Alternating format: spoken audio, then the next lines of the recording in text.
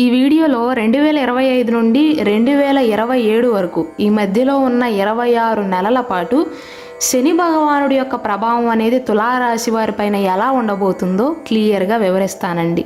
తులారాశి వారికి ప్రస్తుతం శని భగవానుడు 5వ ఇంట్లో సంచరిస్తున్నాడండి.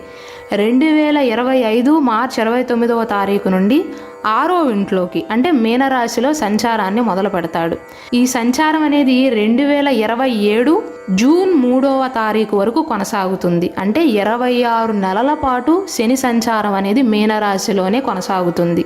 కాబట్టి ఈ 26 నెలల పాటు శని ప్రభావం అనేది మీ పైన ఎలా ఉంటుంది, ఎటువంటి రెమెడీస్ని ఫాలో అవ్వాలో వివరిస్తాను.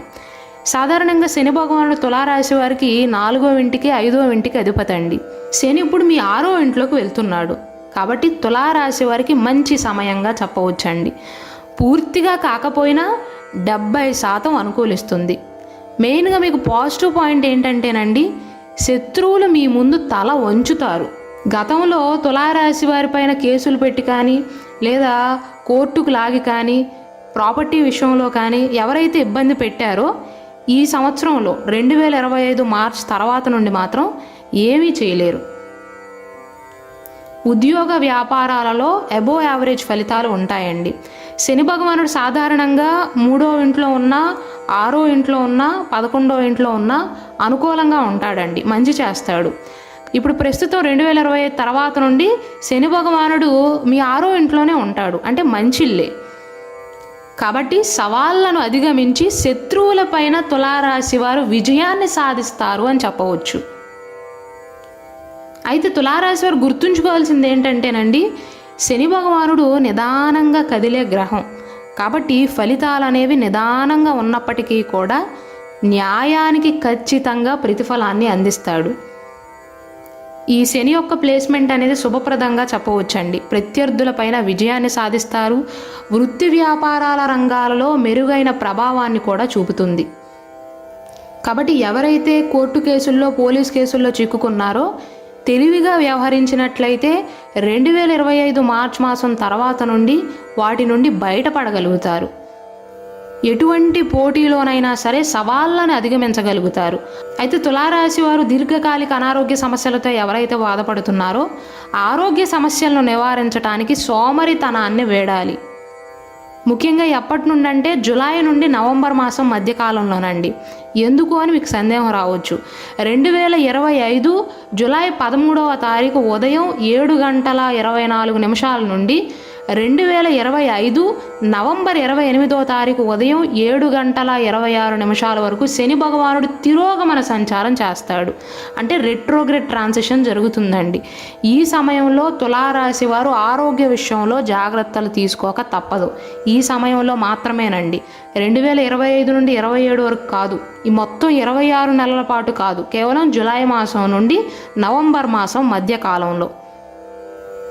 ఈ మధ్య సమయంలో కొంచెం వ్యతిరేకంగా ప్రవర్తిస్తాడు. కాబట్టి ఆస్తికి సంబంధించి కానీ లేదా వారసత్వానికి సంబంధించి కానీ చిన్న చిన్న సమస్యలు తలెత్తుతాయి.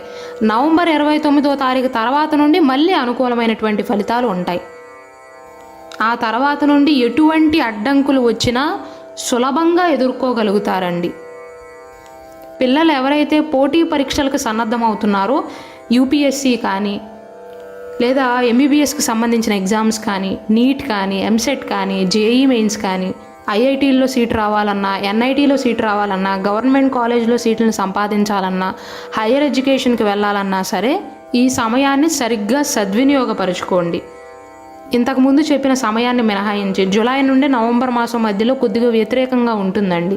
మిగిలిన సమయాన్ని కనుక తులారాశి విద్యార్థులు సరిగ్గా సద్వినియోగపరుచుకున్నట్లయితే ఖచ్చితంగా ఫలవంతంగా ఉంటుంది. ఒక రకంగా చెప్పాలంటే ఈ సమయంలో మాత్రం శని భగవానుడి యొక్క స్థానాన్ని బట్టి చూసుకున్నట్లయితే తులారాశి వారి జీవితం, భవిష్యత్తు వారి చేతిలోనే ఉంటాయండి.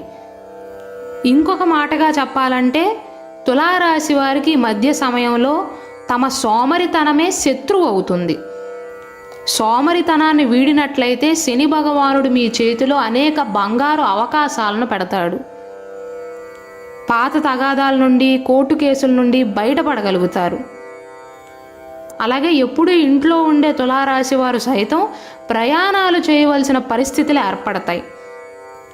పొదుపు చేయగలుగుతారు, ప్రయోజనాన్ని పొందగలుగుతారు. అయితే నేను ఇంతకుముందు 2025 సంవత్సరంలో తులారాశి వారికి ఎలా ఉండబోతుంది అని ఒక వీడియో చేశానండి. అందులో నేను కొద్దిగా జాగ్రత్తలు చెప్పాను. తులారాశి వారు దాన్ని ఎలా అర్థం చేసుకున్నారంటే బాగోదేమో అని అర్థం చేసుకున్నారు, కానీ కాదండి. మెయిన్గా మీకు ఈ సంవత్సరంలో ప్రాబ్లం ఏంటంటే 2025లో 2 పాయింట్స్ అండి. ఒకటి, మీ నాలికను నియంత్రణలో ఉంచుకోవాలి, అంటే మాట మాట్లాడే విషయంలో ఆచితూచి వ్యవహరించాలి. రెండవది, సోమరితనమే మీ శత్రువు అవుతుందండి ఈ సంవత్సరంలో. అవకాశాలన్నీ చేతిలోనే ఉంటాయి. శని భగవానుడు కూడా ఒకందుకు మంచి స్థానంలోనే ఉన్నాడు. కానీ ఒక్క రోజులో అవ్వాల్సిన పని 2 రోజులైతే ఏమవుతుందిలే, 3 రోజులైతే ఏమవుతుందిలే, ఖాళీగానే ఉన్నాం కదా అని డిలే చేస్తారు.